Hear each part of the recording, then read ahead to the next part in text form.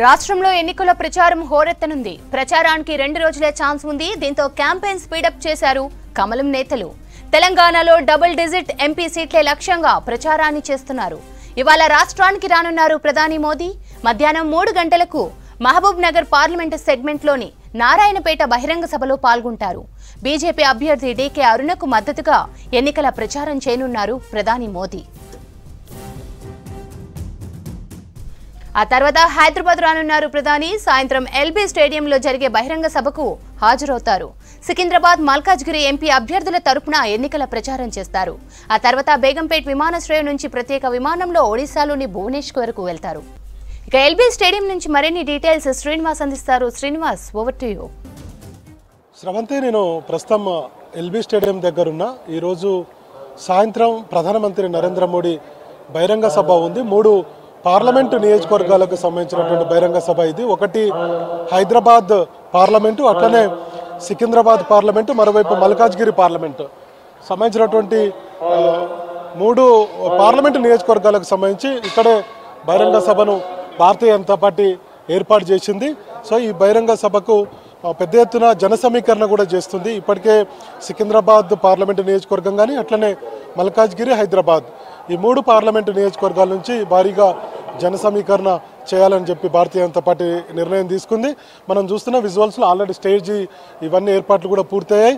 తర్వాత చైర్లు కూడా మొత్తం వేస్తున్నారు. సో పెద్ద ఎత్తున భారతీయ జనతా పార్టీ కేడర్ను, పబ్లిక్ను తరలించాలని చెప్పి నిర్ణయం తీసుకున్నారు. ఇక భారతీయ జనతా పార్టీ గత కొన్ని రోజుల నుంచి కూడా షెడ్యూల్ విడుదలైనప్పటి నుంచి పార్లమెంట్ ఎన్నికలకు సంబంధించి ప్రచారాన్ని పెద్ద ఎత్తున ఓరెత్తిస్తుంది. ప్రధానమంత్రి నరేంద్ర మోడీ, బీజేపీ అగ్రనేత అమిత్ షా, బీజేపీ జాతీయ అధ్యక్షులు జేపీ నడ్డా, బీజేపీ పాలిత ముఖ్యమంత్రులు, జాతీయ నేతలు, ఎంపీలు, ఇతర ముఖ్య నేతలందరూ కూడా తెలంగాణ రాష్ట్రంలో పర్యటిస్తూ ఎన్నికల ప్రచారంలో పాల్గొంటున్నారు.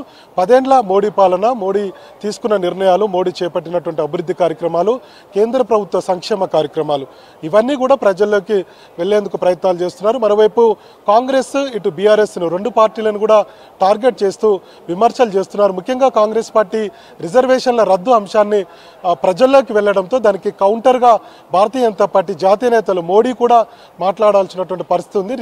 సీఎం రేవంత్ రెడ్డి చేసినటువంటి కామెంట్స్కు కౌంటర్ ఇవ్వాల్సినటువంటి పరిస్థితి భారతీయ జనతా పార్టీలో ఉంది. గత కొన్ని రోజుల నుంచి కూడా బీజేపీ నేతలు ఒకవైపు బీజేపీ స్టేట్ ఆఫీసులో ప్రెస్ మీట్లు పెడుతూ రిజర్వేషన్లు రద్దు ఉండదు, భారతీయ జనతా పార్టీకి 400 సీట్లు ప్రజలు ఇవ్వాలని చెప్పి కోరుతున్నారు. సో ఈ సభ ద్వారా ఇప్పుడు ప్రధానమంత్రి నరేంద్ర మోడీ ఏం మాట్లాడబోతున్నారు అనేది కూడా ఆసక్తిగా ఉంది. ఎందుకంటే ఇక్కడ హైదరాబాద్ నుంచి కంచుకోటగా ఎంఐఎం అసదుద్దీన్ ఓవైసీ గత చాలా పర్యాలు ఇక్కడ గెలుచున్నారు. అంతకుముందు సలావుద్దీన్ ఓవైసీ, తర్వాత ఇప్పుడు అసదుద్దీన్ ఓవైసీ గెలుస్తూ వస్తున్నారు.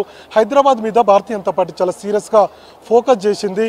మాధవిలతకు అక్కడ టికెట్ ఇచ్చింది. ఇప్పటికీ ఆమె విస్తృతంగా ప్రచారం నిర్వహిస్తుంది. కాబట్టి ఈ సభా వేదిక ద్వారా ఎంఐఎంకు ఎట్లాంటి కౌంటర్ ఇవ్వబోతుంది భారతీయ జనతా పార్టీ, ముఖ్యంగా నరేంద్ర మోడీ అనేటువంటి విషయాల మీద కూడా కొంత ఆసక్తి ఉంది. ఇంకొక వైపు మల్కాజ్గిరి పార్లమెంట్ ఉంది, అక్కడి నుంచి ఈటల రాజేందర్ అభ్యర్థిగా ఉన్నారు. మరోవైపు సికింద్రాబాద్ నుంచి బీజేపీ రాష్ట్ర అధ్యక్షుడు, కేంద్ర మంత్రి కిషన్ రెడ్డి అభ్యర్థిగా ఉన్నారు. సో ఈ 3 పార్లమెంటు నియోజకవర్గాలకు సంబంధించి ఇక్కడ కేంద్రంగా ఎల్బీ స్టేడియంలో బహిరంగ సభ నిర్వహిస్తున్నారు.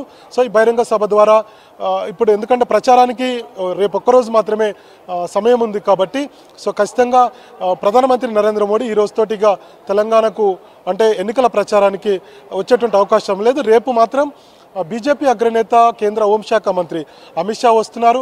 అక్కడ వికారాబాద్ చెవెళ్ల పార్లమెంటు నియోజకవర్గంలో వికారాబాద్లో బహిరంగ సభ ఉంది. అట్లనే నాగర్ కర్నూలు పార్లమెంటు నియోజకవర్గానికి సంబంధించి వనపర్తిలో కూడా ఒక బహిరంగ సభను ఏర్పాటు చేస్తున్నారు రేపు. గత కొన్ని రోజుల నుంచి కూడా ఇందాక మనం చెప్పినట్టుగా శ్రవంతి, పెద్ద ఎత్తున జాతీయ నేతలు, బీజేపీ పాలిత ముఖ్యమంత్రులు, అట్లనే బీజేపీ జాతీయ నేతలు మోడీ, అమిత్ షా, తర్వాత బీజేపీ జాతీయ అధ్యక్షుడు జేపీ నడ్డా, ఇతర నేతలు, అట్లనే రాష్ట్ర నేతలు కూడా పెద్ద ఎత్తున ప్రచారం నిర్వహిస్తూ భారతీయ జనతా పార్టీ వైపు ప్రజలను తిప్పుకునేటువంటి ప్రయత్నం చేస్తున్నారు. ఇక 2019 పార్లమెంట్ ఎన్నికల విషయానికి వస్తే భారతీయ జనతా పార్టీకి 4 ఎంపీ సీట్లు వచ్చాయి, 20% మేర ఓట్లు వచ్చాయి. అయితే ఇప్పుడు ఈ పార్లమెంట్ ఎన్నికల్లో భారతీయ జనతా పార్టీ మొత్తం 12 ఎంపీ సీట్లను టార్గెట్గా పెట్టుకుంది. 32% మేర ఓట్లు రావాలన్నటువంటి టార్గెట్ తోటి ఒక గ్రౌండ్ వర్క్ చేస్తుంది. కాబట్టి ప్రచారాన్ని హోరెత్తించి బీజేపీ వైపు ప్రజలు ఉండే విధంగా, బీజేపీ వైపు ప్రజలు మద్దతు పలికే విధంగా, మెజారిటీ ఎంపీ సీట్లు గెలిచే విధంగా భారతీయ జనతా పార్టీ కార్యాచరణ చేస్తుంది. అందులో భాగంగానే సాయంత్రం ఇక్కడ